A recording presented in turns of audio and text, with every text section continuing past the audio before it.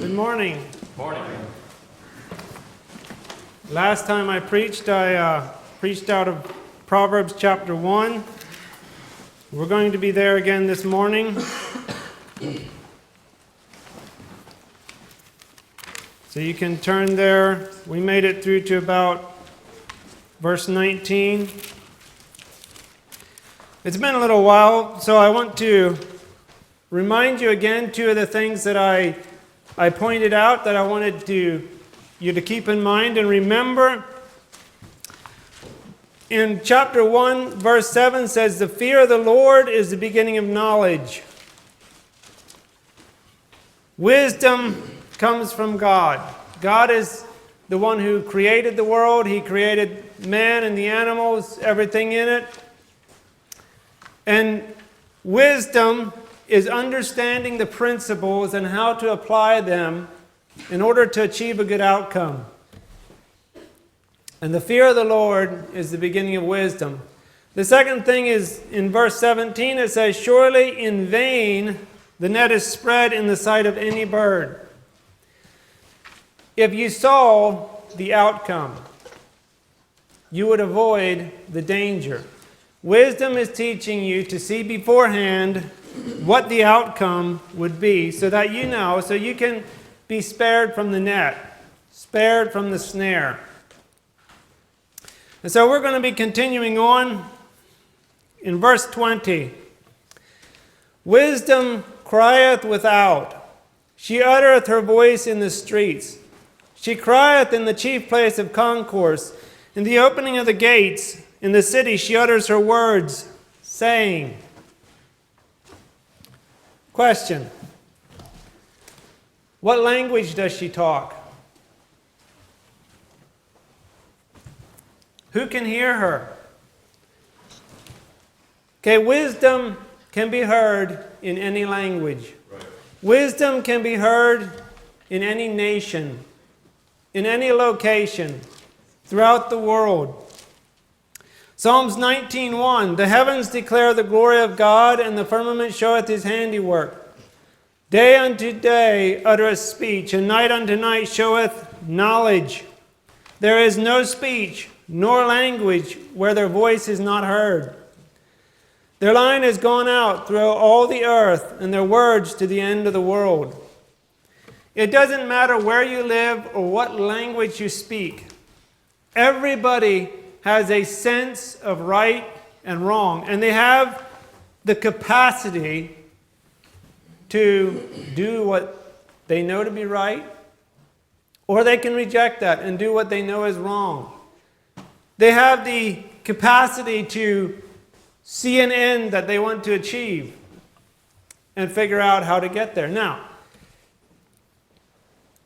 that doesn't mean that everybody has the same opportunity, and we'll maybe talk about that more later.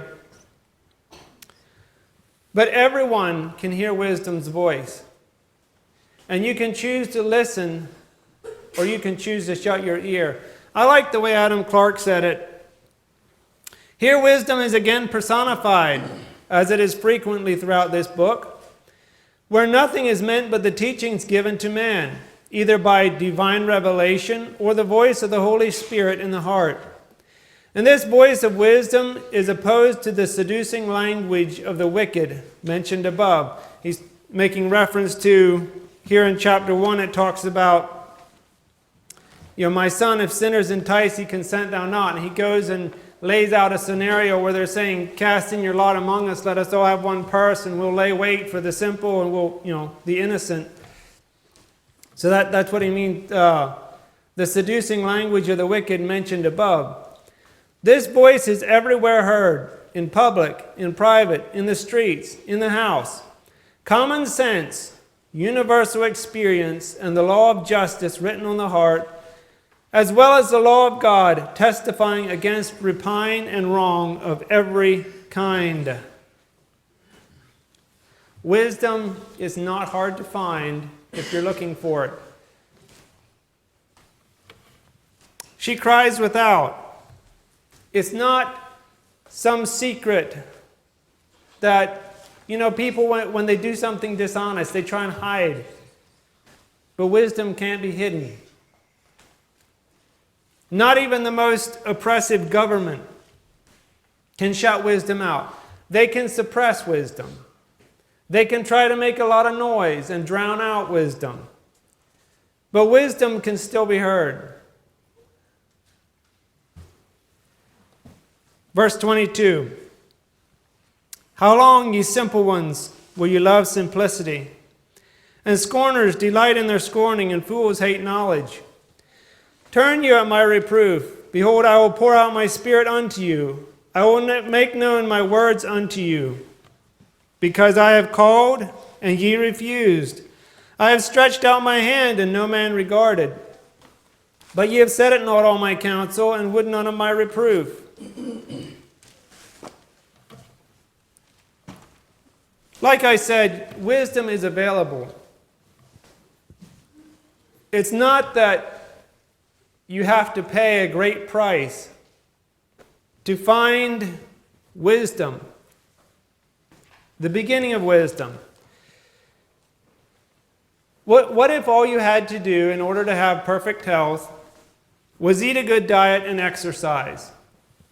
Now, I understand there's a lot of other reasons that people are not healthy, but if you only had to do those two things, and perfect health was within the reach of anybody, that's basically with wisdom. Wisdom is within the reach of anyone. You don't have to be rich. You don't have to be powerful in order to find wisdom. It's available. But if all you had to do in order to be healthy was eat a good diet and exercise, how many people would still be unhealthy? What? You mean I have to eat carrots and green beans and broccoli and spinach and asparagus? No way. Maybe I'll just cheat a little bit and just be a little unhealthy. Okay, you mean I have to get off the couch and go walk a mile every day? No way, you can't expect me to do that. Wisdom is the same way. Right. Wisdom is available. It's accessible. Anybody can get to wisdom. But wisdom has to be exercised. Right. And that is where the cost comes. Okay, so if you wanted to be healthy and all you had to do was eat a good diet and exercise, what if you don't like the diet? What if you don't want to exercise? Well, you still know what you need to do to be healthy. You just don't want to do it. Wisdom is that way. Wisdom is available. It's accessible. But it has to be exercised. It has to be practiced. Well, I know what's right, but I'm not going to do it. That's not wisdom. You're a fool. Wisdom is like muscle strength. You use it, or eventually you lose it. So why would you reject it? Why would you reject something that is so readily available and has such good promises of reward?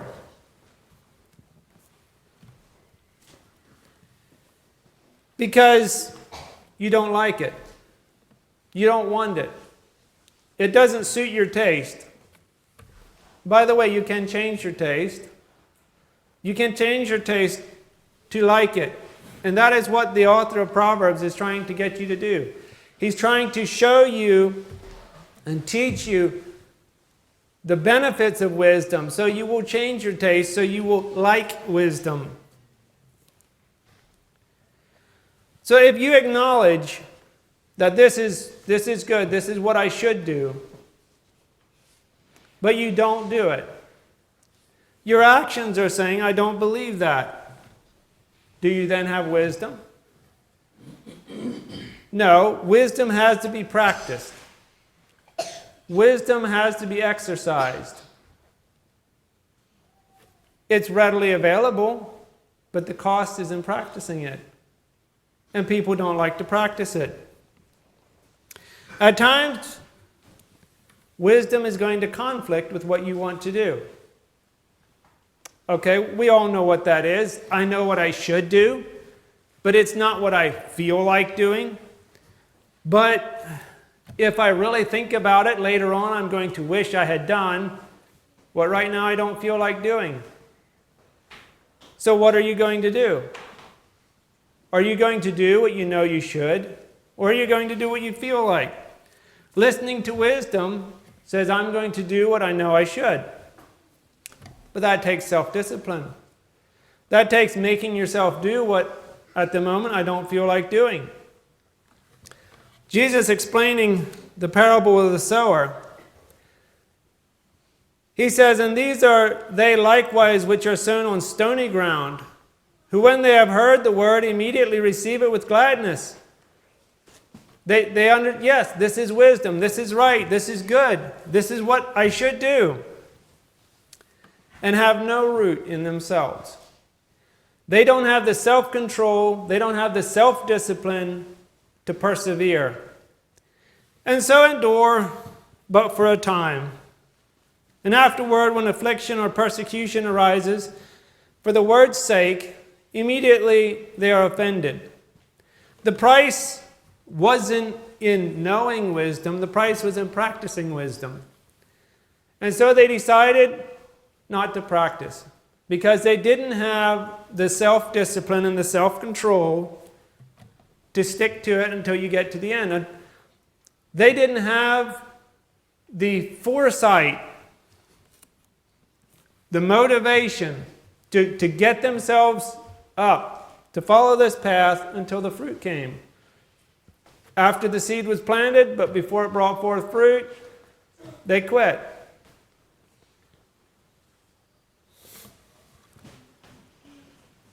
Because I have called and you refused.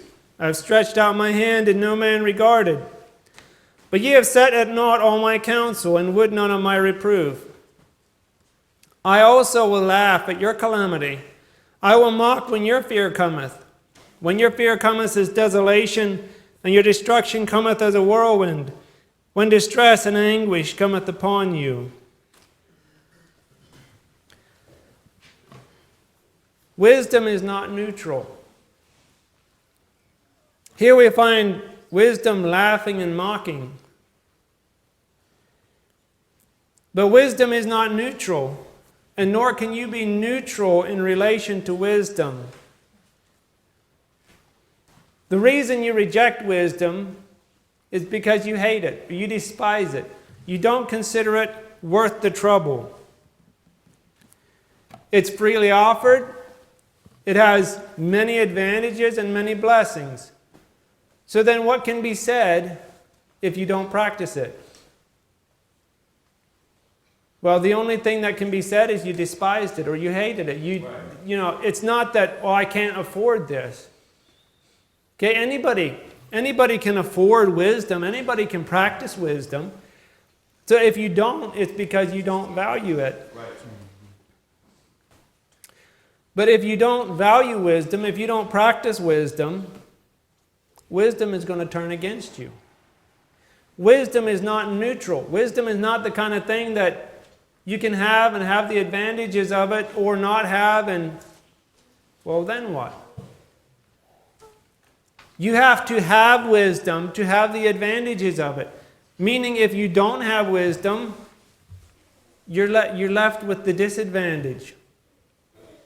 Wisdom isn't just a neutral thing in that sense. Wisdom is maybe neutral in the fact that it doesn't discriminate against people. Anybody who practices it reaps the benefits of it. But Romans 1:21, because that when they knew God, they glorified him not as God, neither were thankful, but became vain in their imaginations, and their foolish heart was darkened. Professing themselves to be wise, they became fools.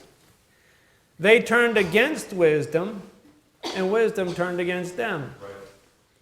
Okay, if you don't want wisdom, if you don't want understanding, if you don't want knowledge, there's ignorance and foolishness. Well, that's not really what I wanted, but the other option was wisdom. If you turn your back on wisdom, wisdom will turn your back on you. Don't be surprised if you know what's right and don't do it, if you lose your ability to know what's right. In 1 Samuel 28, verse 15, we have Saul telling Samuel, I am sore distressed, for the Philistines make war against me, and God is departed from me, and answers me no more, neither by prophets nor by dreams. Therefore I have called thee, that thou mayest make known unto me what I shall do. When God told Saul what to do about the Amalekites, Saul didn't listen. When Samuel told Saul, wait for me 7 days at Gilgal, Saul didn't wait 7 days. He didn't wait long enough. When God said, I'm going to make David king, Saul tried to kill David. And now the Lord's not answering Saul anymore. Is it any wonder? Okay, you've been fighting God. When you had wisdom, you didn't value it. You despised it. You didn't practice it. You didn't exercise it. And now wisdom's gone. And it's left you wondering what to do. What did you expect? You thought that maybe later, okay, I won't practice wisdom now, but later I'll practice wisdom. That's not wise. That's despising wisdom. When you have the opportunity, you take it. And then there'll be wisdom for later. So Samuel responds to Saul, wherefore then dost thou ask of me, seeing the Lord is departed from thee and is because of thine enemy? Okay, you didn't use the opportunities you were given, and now you're looking for an opportunity. It's like you wasted it. Why are you coming to ask of me? Wisdom called and you wouldn't listen. And now wisdom's not calling.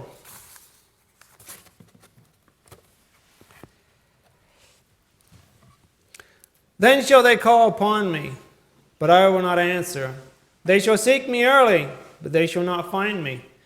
For that they hated knowledge and did not choose the fear of the Lord. They would none of my counsel. They despised all my reproof. Therefore shall they eat of the fruit of their own way, and be filled with their own devices.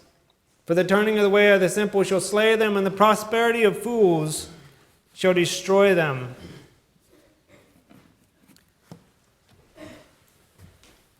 You know, it's very sad, but why do so many people wait until they're reaping the fruit to regret the sowing?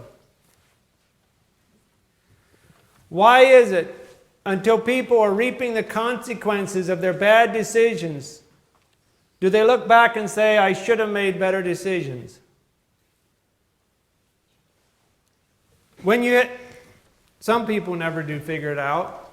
I think probably they're so used to despising wisdom that they don't anymore know where they went wrong.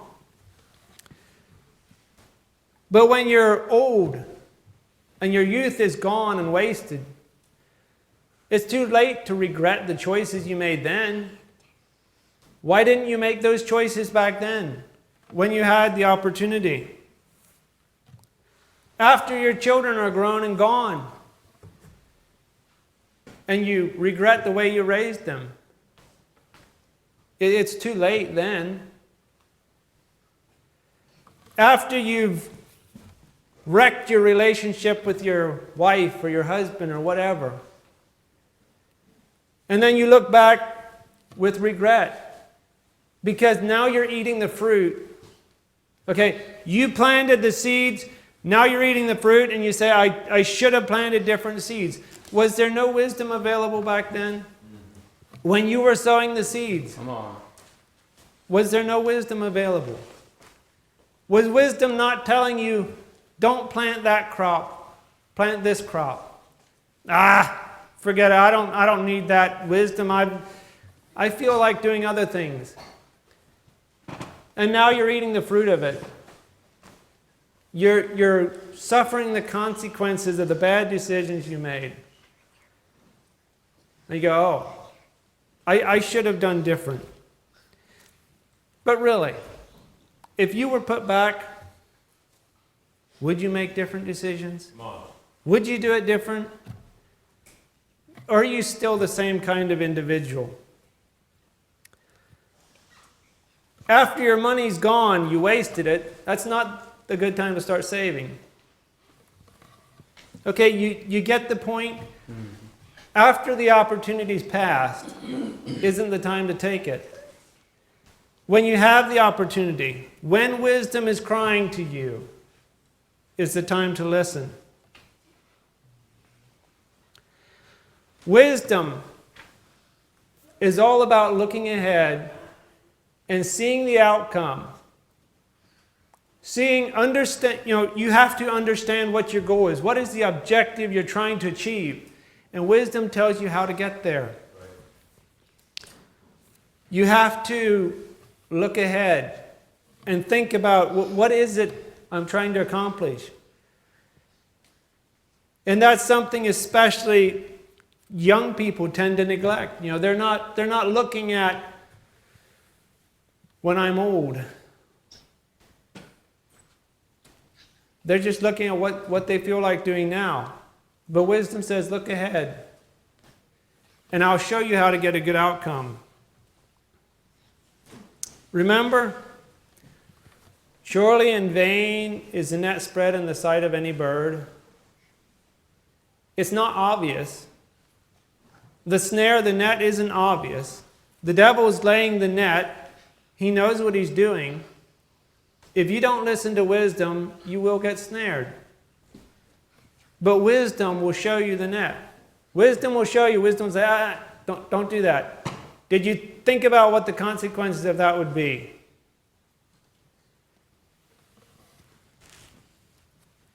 But whoso hearkeneth unto me shall dwell safely, and shall be quiet from fear of evil. It takes a lot to be able to say that.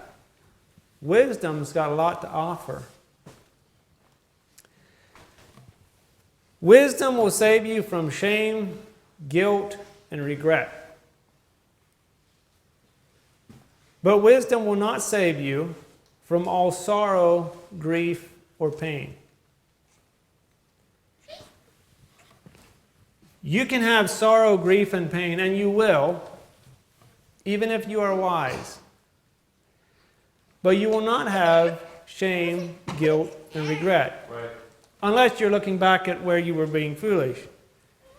Okay, so understand what wisdom can save you from and what wisdom can't. Jesus was a man of sorrows and acquainted with grief. Not shame and regret and guilt. No. Wisdom tells you what you can do. It doesn't just dull the pain of things that are not your responsibility. Other people can hurt you. Other people can cause pain. Wisdom helps you make the best of what you're given. We were talking in Sunday school about Paul and his Roman citizenship. He said, I was free-born. That wasn't something he chose. That was something that was given to him. But wisdom told him how to use what he was given to achieve a good outcome. Now, I said wisdom is available to all, but not equally. Everybody can embrace wisdom. But a family, community, nation can suppress wisdom. And those that are born in that environment don't have the same extent, the same degree. Okay, think of the Soviet Union.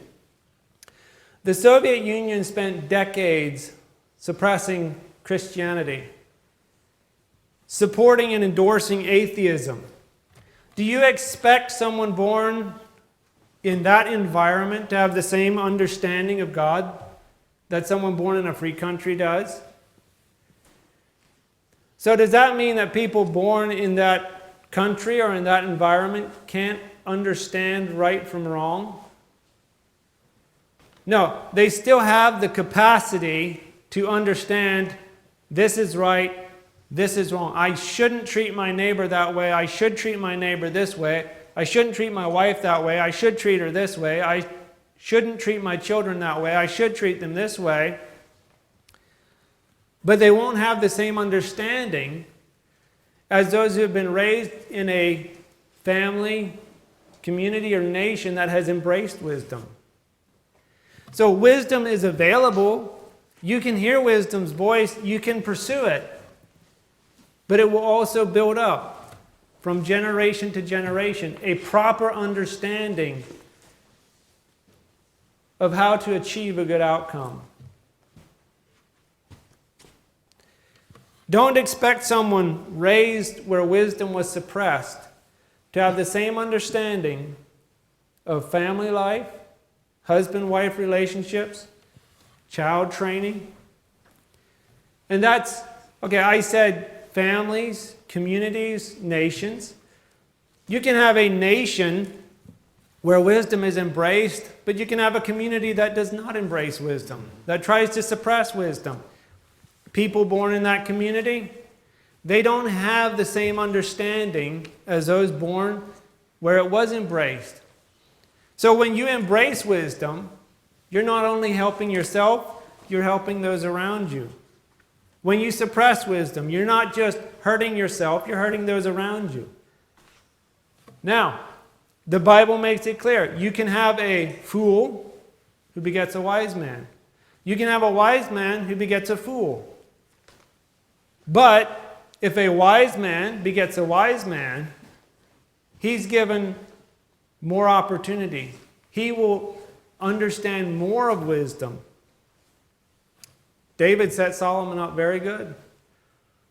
David told Solomon what to value. Well, I don't want to get ahead of myself, but we'll get to that.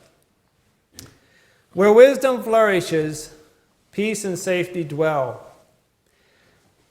It is not guaranteed that if you embrace wisdom, you will have a peaceful life. Other people can make your life difficult. But when you embrace wisdom, peace will dwell in your life.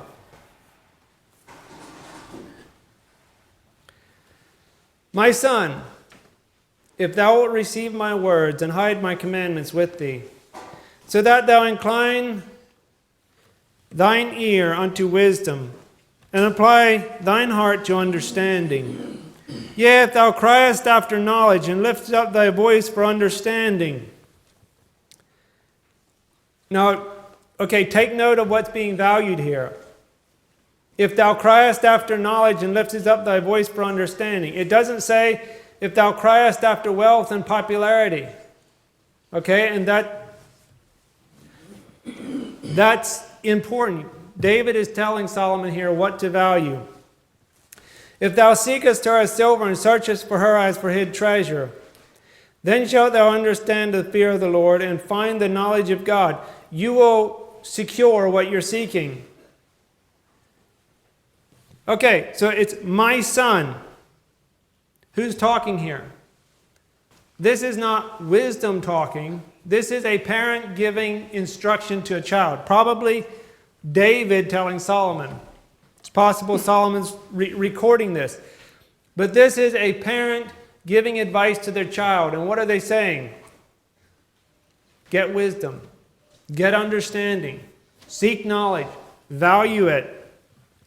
If thou seekest her as silver and searchest for her as for hid treasure. That doesn't mean it's hard to find. That's the value you place on it. Right. In other words, it may be difficult to practice. It may be difficult to exercise, but you're going to do it because you value it. You value it like this is better than silver or hid treasure.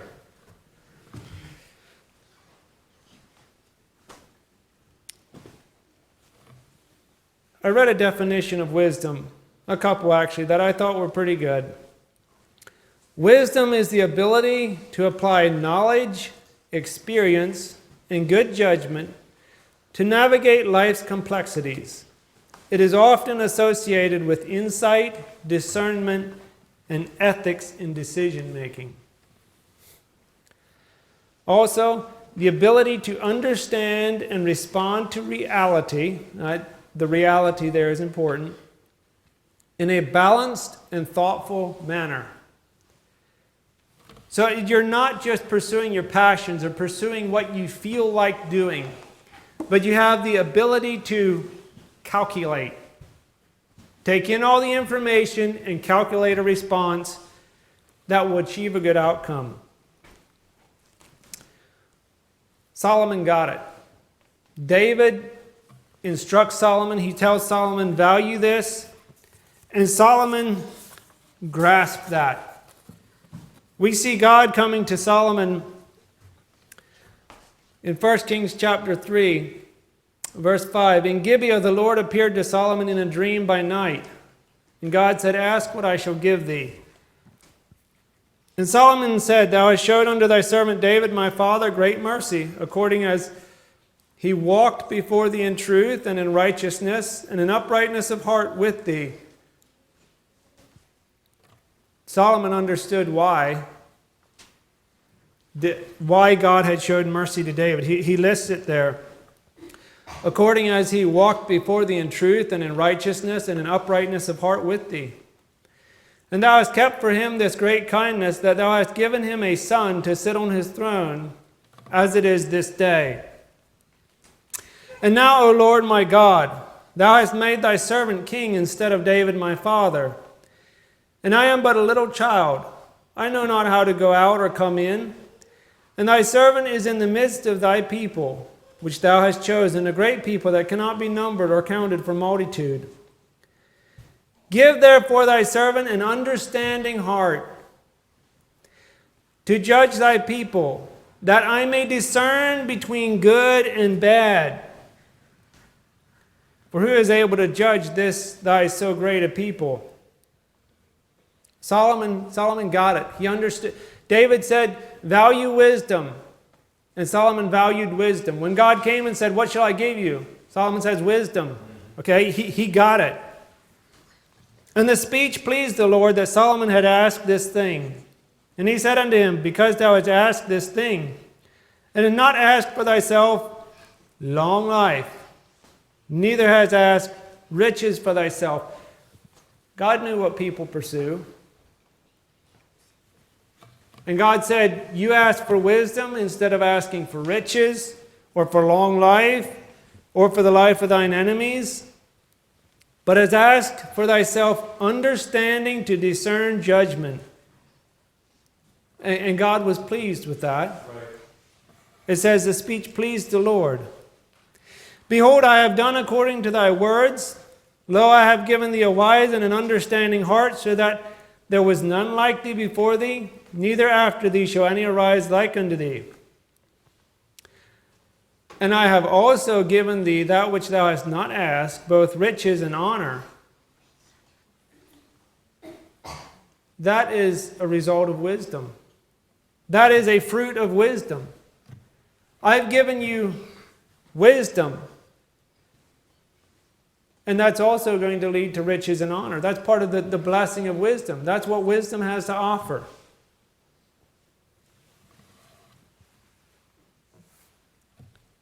So Solomon wanted to know how to discern between good and bad. In other words, God, show me what to do. Teach me how to make decisions. James says, if any of you, okay, this is not just for Solomon. If any of you lack wisdom, let him ask of God, that giveth to all men liberally, and upbraideth not, and it shall be given him. God is happy to give people wisdom. Right. But remember that wisdom must be exercised. So when you're asking of God, don't ask for more than you intend to use, which is basically what James is saying in the next verse. Let him ask in faith, nothing doubting. In other words, when God gives you wisdom, he expects you to use it. He expects you to exercise it.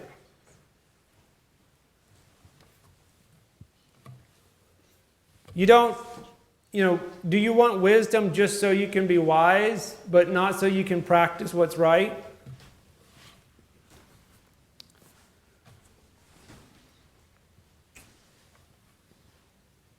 Does wisdom mean that you'll be rich? If you're wise, it's going to make you rich? No, it does not. Being wise does not guarantee that you will be rich. But if you're wise, you will be richer than if you were foolish. That's for your circumstances. Because wisdom will teach you how to manage what's entrusted to you. So it doesn't guarantee, wisdom offers riches. And that's not just material riches. But that doesn't guarantee you're going to be rich. But wisdom is the way that leads to riches. It's proper management. Does wisdom mean that you will be healthy? No. Wisdom does not guarantee that you will be healthy. But wisdom will teach you healthy habits.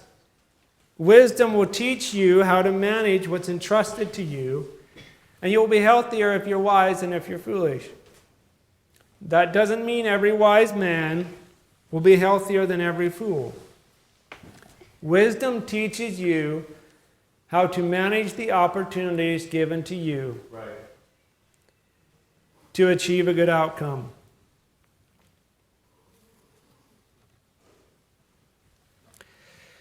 Then shalt thou understand the fear of the Lord, and find the knowledge of God. For the Lord giveth wisdom. Out of his mouth cometh knowledge and understanding. He layeth up sound wisdom for the righteous. He is a buckler to them that walk uprightly. He keepeth the paths of judgment, and preserveth the way of his saints. Then shalt thou understand righteousness, and judgment, and equity, yea, every good path.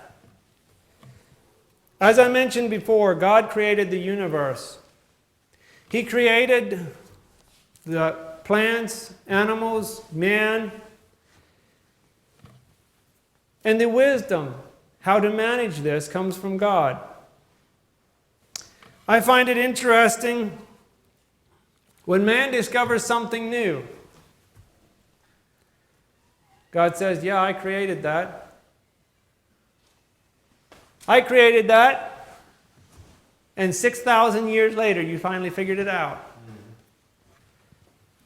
Isn't that pretty smart? God knew it long before you had a clue. The Lord gives wisdom. Out of his mouth cometh knowledge and understanding. The man comes up with something brilliant. This is a brilliant idea, and definitely has no connection to God. You cannot associate God with this. Something like communism. Only problem is it doesn't work very well. The fear of the Lord is the beginning of wisdom. Out of his mouth comes knowledge and understanding. You're trying to leave the author out when figuring out what the book is trying to say.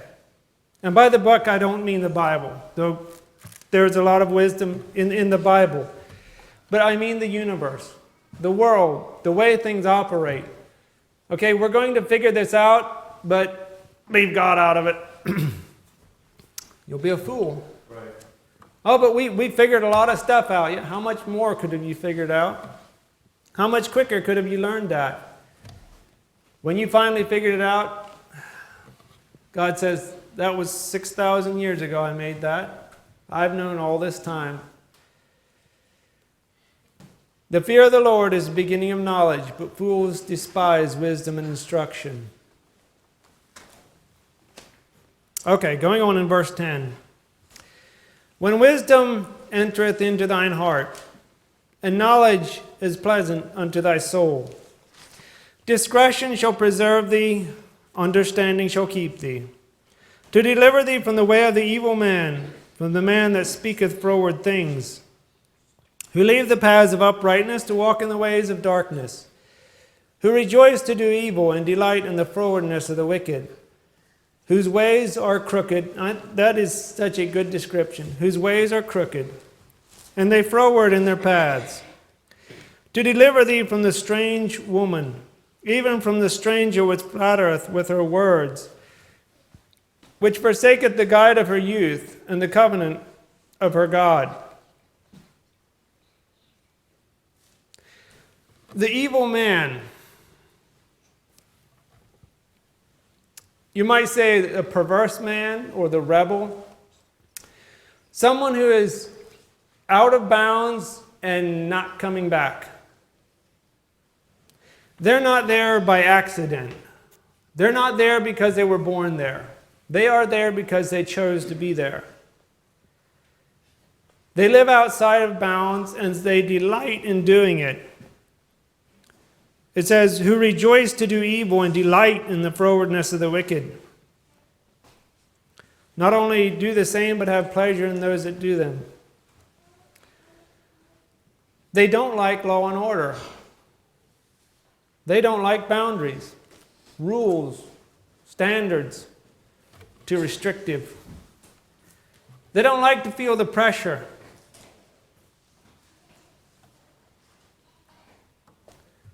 What's that sound like? They just like to talk about grace, mercy, and love.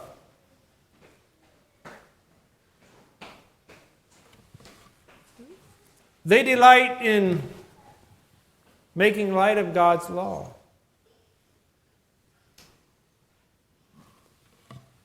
Who does that sound like?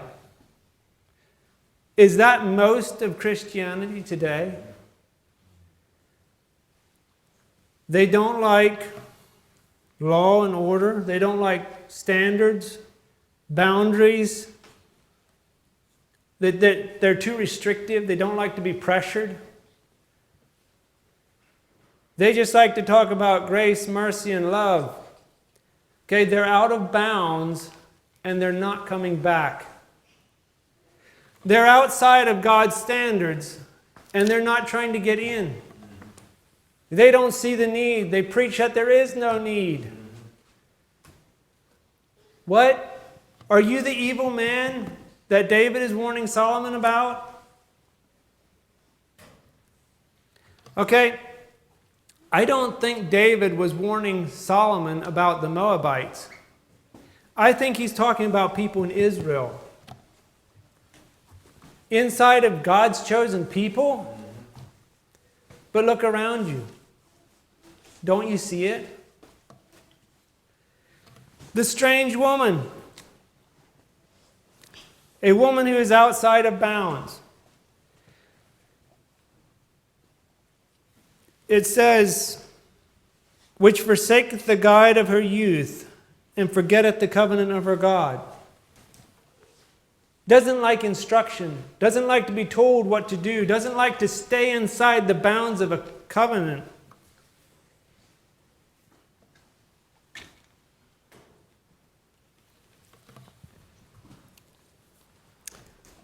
Who flattereth with her words. She tells you what you want to hear. A good salesman does that, right? They know if they're going to make a sale, you have to hear something you want to hear. Romans says, for they that are such serve not our Lord Jesus Christ, but their own belly, and by good words and fair speeches deceive the hearts of the simple. The simple. Is that ones without wisdom? Remember, surely in vain is the net spread in the sight of any bird. They know what to say. They know what to bait the trap with. They know how to, it's got to be good words and fair speeches. And they deceive the hearts of the simple. But wisdom says, nope, don't listen to that. But it sounds good. It's what I want to hear. Yeah, all good salesmen know how to do that. So notice what the evil man and the strange woman have in common. They don't like boundaries. They don't like instruction. They don't like being corrected. You don't have to look very far. You don't have to look very far to see that. They have a problem with the narrow way. It's too restrictive. So how do you avoid being snared by them? When wisdom entereth into thine heart, and knowledge is pleasant unto thy soul, discretion shall preserve thee, and understanding shall keep thee. When you want to know what's right, you want to know what's good. You know, there are so many ways people preach and teach to get around God's law. But what if you don't want to get around God's law?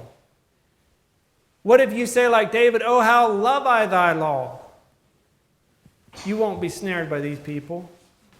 They can lay the net there, but you've embraced wisdom, and wisdom's going to say, nope, not going there. That's not what I'm looking for.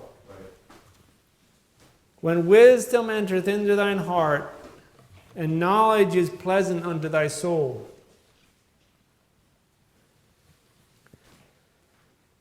Verse 18, for her house inclineth unto death, and her paths unto the dead. Okay, we said this before, and coming back around it again. Surely in vain is the net spread in the sight of any bird. Do you think the label on her house says the way to death, path of the dead? No. They don't label it like that. This is wisdom telling you what this is. Right. Okay, they know when you bait a trap, you put something out there that the animal wants to eat. You put something that smells good or something that looks good. You don't label yourself for what you are. You label the other guy with what you are. That's what you do.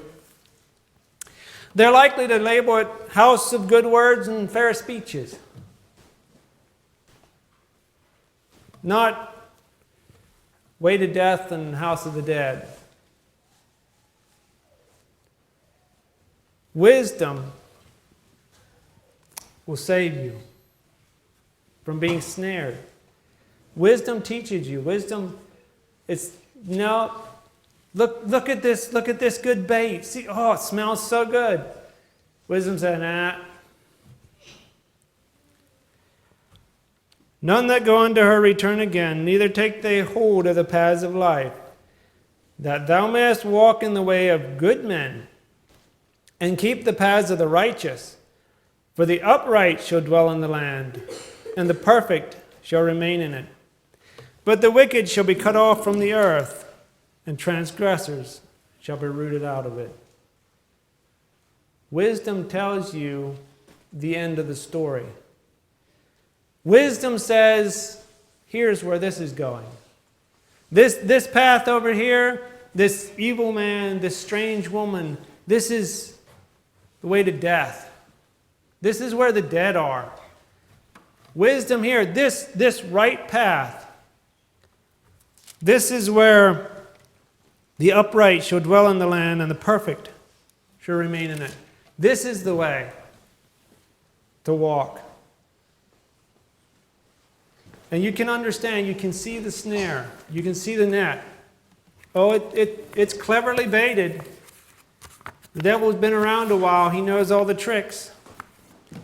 But if you love wisdom, you won't be snared. You'll see through it. Amen. Amen.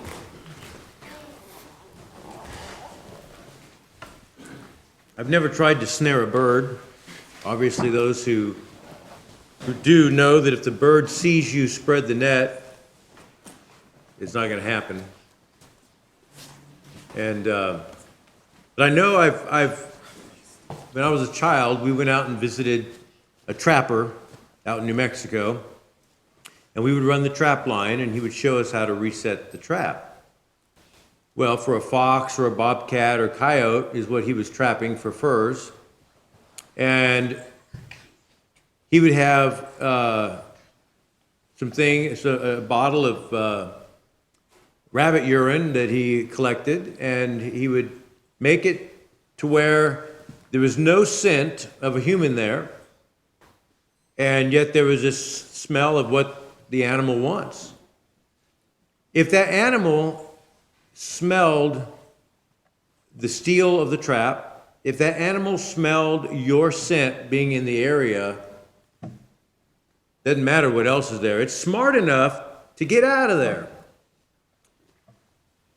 I assume a bird is the same way. If you don't want to spread the net in the sight of the bird, and there you go. It's not going to happen. You spread it in vain because the bird saw you. We would like to think we have more than a bird brain, right? And yet, how many times do we try to get the cheese out of the trap thinking, I think we can do it. After all, it's free cheese, right? After all, it looks really good. We think we can get the cheese out of the trap. And how many times do people get snared? They knew it was a trap. They knew that other people had been, they saw the net spread, and yet they didn't flee from it. They need wisdom. Amen. Let's stand together. Thank you, brother. Any thoughts? Something to consider. The being snared may not be realized until Judgment Day in some cases. Mm-hmm. When you realize how much you despise instruction and did your own thing, and what that is costing you as opposed to the other person who sought out wisdom, and you see what God has in store for them, and you see what you were robbed of, and how much snaring took place, and how much you forfeited God's blessing. God could have chosen a path for you that would have been a path to this, where this other person may have chosen. And maybe in this life, you didn't actually come to a point where you felt like you were the mouse with your head in the trap and it snapped.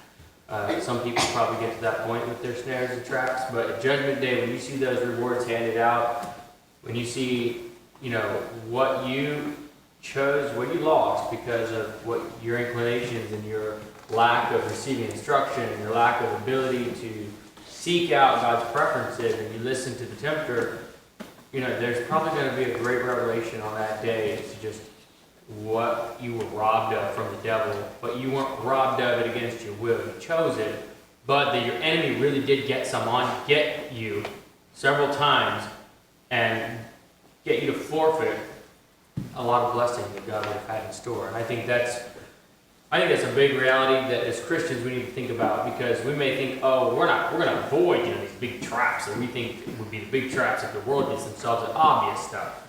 But then there's a whole nother realm of spiritual relationship with God and blessing that you can be robbed of to varying degrees and miss out on, because it's all going to be done fairly at the end of the day.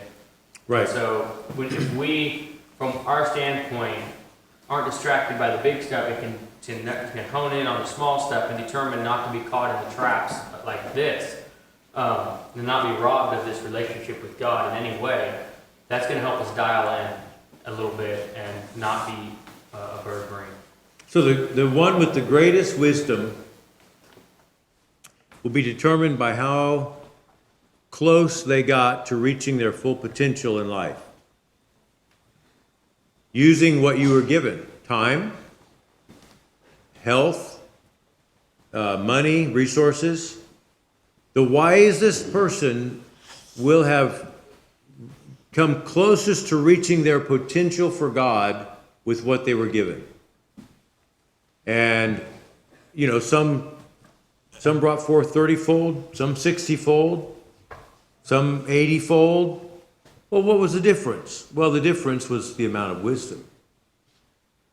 You have X amount of time, money, choices, opportunities. You may have produced a greater impact on the world than somebody else because you had a greater opportunity. But what really determines wisdom is who reached their potential. If you made a huge impact, but you only reached 75% of your potential, someone else was relatively unknown, but they reached 80% of their potential. They were wiser than you. And only God can determine those things. Right. There are people who did, what we would think of as a small thing, but because of the timing of it, what was going on in the world, it became a huge thing. And there's others who did really huge things, but because of the environment, it was relatively unnoticed and missed. But God knows. Amen? And so my aspiration should be my time, my energy, my money, my opportunities to reach my potential for God. I'm actually in a race against my potential. I'm not competing with you. It's a competition with my potential.